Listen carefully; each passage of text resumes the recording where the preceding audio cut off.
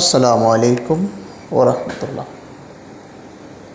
কাছে দূরে, দেশ কিংবা প্রবাসী, যে যেখান থেকে আমার এই ভিডিওটি দেখছেন এবং শুনছেন, সবাইকে অভিনন্দন ও শুভেচ্ছা জানাচ্ছি। আমি MR মাহমুদ, বাংলা এশিয়া টিভির পক্ষ থেকে। আশা রাখি সবাই ভালো আছেন, সুস্থ আছেন এবং সুন্দর আছেন। প্রিয় মালয়েশিয়ান প্রবাসী ভাইয়েরা, যথারীতি আরও একটি ভিডিও নিয়ে আপনাদের মাঝে হাজির হলাম। অবশ্যই আজকের এই বিষয়টি খুবই গুরুত্বপূর্ণ এবং সম্প্রতি যে বিষয়গুলো নিয়ে প্রবাসীরা হতাশাগ্রস্ত আছেন সেই বিষয় নিয়ে আমরা কথা বলবো। আজকের বিষয় হচ্ছে পাসপোর্ট, MRP, ই পাসপোর্ট। প্রথমত জানাইয়া দেই যে ই পাসপোর্টের কর্মসূচি মালয়েশিয়াতে চালু হয়েছে এবং MRP পাসপোর্টের কর্মসূচিও মালয়েশিয়াতে চালু রয়েছে। সম্প্রতি MRP পাসপোর্ট দেরিতে ডেলিভারি হওয়ার কারণে হাইকমিশন উৎসাহ প্রদান করেছেন যে ই পাসপোর্ট যেন কনভার্ট করে। এখন ই পাসপোর্ট কনভার্ট করলে, ই পাসপোর্ট করতে গেলে বা MRP পাসপোর্ট দিয়ে ই পাসপোর্ট করতে গেলে কী কী প্রয়োজন, বা এই মুহূর্তে MRP পাসপোর্ট আসলেই করা যাবে কি না, কতদিন সময় লাগতে পারে, বা ই পাসপোর্ট ডেলিভারি হইতে কতক্ষণ সময় লাগে, সে ব্যাপারে আজকে বিস্তারিত আলোচনা করব। প্রথমত, ই পাসপোর্ট করতে হলে MRP পাসপোর্ট থেকে MRP পাসপোর্ট থেকে ই পাসপোর্টে যেতে হলে আপনার যে পেপারগুলো লাগবে, যে কাগজপত্র লাগবে, সেটার মধ্যে অন্যতম হচ্ছে আপনার NID অথবা জন্ম নিবন্ধন। এই দুইটার মধ্যে যে কোনো একটি পেপার আপনার লাগবে। এবং MRP থেকে যখন আপনি রিনিউ করবেন, তখন আপনার এই জন্ম নিবন্ধন অথবা ভোটার ID কার্ড বা NIDর মধ্যে চারটা বিষয়, চারটা জিনিস, চারটা লেখা আপনার হুবহু মিল থাকতে হবে NID এবং ইয়ার মধ্যে, পাসপোর্টের মধ্যে, আপনার MRP পাসপোর্টের মধ্যে। এই চারটা জিনিস কি?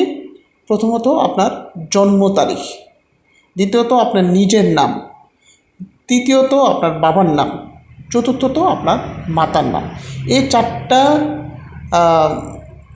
স্টেপ আপনাকে ফুলফিল করতে হবে। অর্থাৎ MRP পাসপোর্টের সাথে আপনার এই চারটা জিনিস,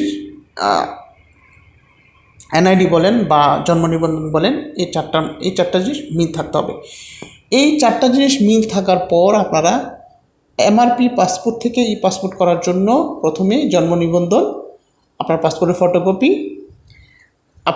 ফটোকপি এবং অ্যাপয়েন্টমেন্ট লেটার, এইগুলো নিয়ে আপনারা চলে যাবেন ESKL এক্সপার্ট সার্ভিসে, ওখানে চলে যাবেন, অথবা বাংলাদেশ হাই কমিশনে চলে যেতে হবে। ওইখানে গেলে আপনি ই পাসপোর্ট রিনিউ করতে পারবেন। এখন ঘটনা হচ্ছে, এই পাসপোর্ট করতে গেলে কত টাকা লাগে? এটা সরকারি হিসাব হচ্ছে 269 রিঙ্গিত। 10 বছর মেয়াদের জন্য 269 রিঙ্গিত হইলে আপনি একটা MRP পাসপোর্ট থেকে ই পাসপোর্ট রিনিউ করতে পারবেন। সেই ক্ষেত্রে অবশ্যই আপনাকে অ্যাপয়েন্টমেন্ট নিতে হবে।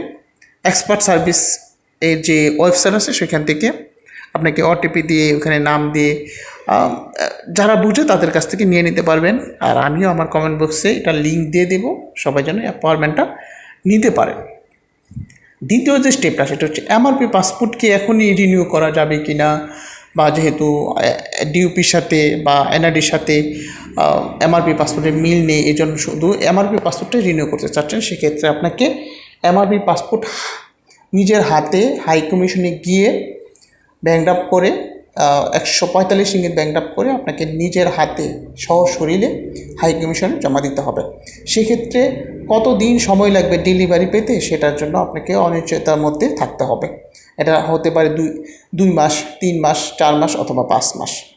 আর ই পাসপোর্ট ডেলিভারি হইতে আপনাকে 1.5 থেকে 2 মাস পর্যন্ত সময় লাগতে পারে। তো পাসপোর্ট সংক্রান্ত যে কোনো বিষয়ে আমাকে কল দিতে পারেন, মেসেজ দিতে পারেন, কিন্তু এই বিষয়টা মাথায় রাখবেন, আমি কোনো পাসপোর্ট করে দিই না। আমাকে মেসেজ দিলে আমি আপনাকে পরামর্শ দিয়ে দিতে পারবো।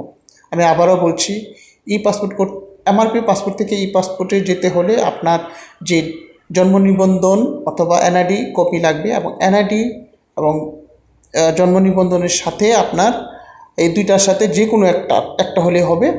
আপনার চারটা জিনিস মিল থাকতে হবে: আপনার নিজের নাম, বাবার নাম, মায়ের নাম এবং জন্ম তারিখ। এই চারটা জিনিস মিল থাকলে আপনি MRP থেকে ই পাসপোর্টে কনভার্ট হতে পারবেন। সবাই ভালো থাকবেন, সুস্থ থাকবেন। আমার জন্য দোয়া করবেন। আসসালামু আলাইকুম ওয়া রাহমাতুল্লাহ।